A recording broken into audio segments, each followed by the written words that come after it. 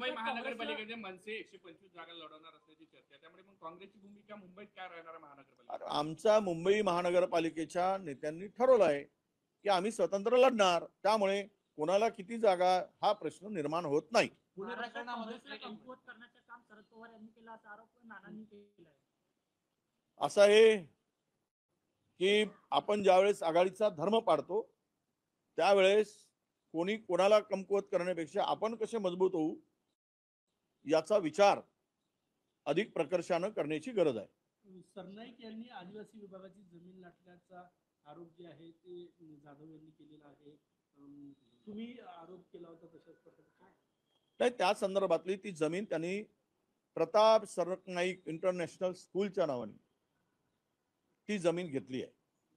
शासकीय जमीन होती, त्यावर आरक्षण होतं, ते आरक्षण बदलल्या गेलं आणि ती कारवाई महिन्याभरात 1.5 महिन्यामध्ये पार पाडली गेली आणि ती सर्व जमीन त्यांच्या संस्थेला 4 कोटी 78 लाख रुपयाला वगैरे ती दिल्या गेली.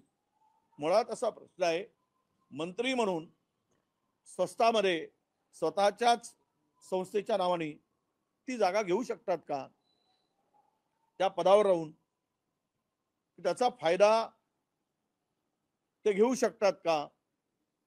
हा खरा प्रश्न आहे. त्या जागेची किंमत जर आता बाजार भाव जर बघितला, बाजार मूल्य बघितलं तर निश्चितच 88,000 मीटर ती जागा आहे.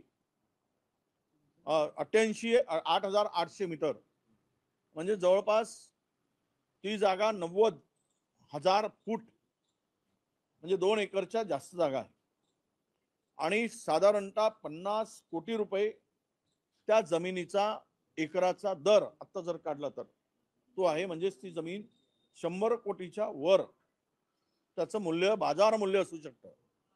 मुळात प्रश्न असा आहे की त्यांनी मंत्र्यांनी, उपमुख्यमंत्र्यांनी, मुख्यमंत्र्यांनी अशा जमिनी लाटता येतात का, घेता येतात का सेल्फ इंटरेस्टसाठी?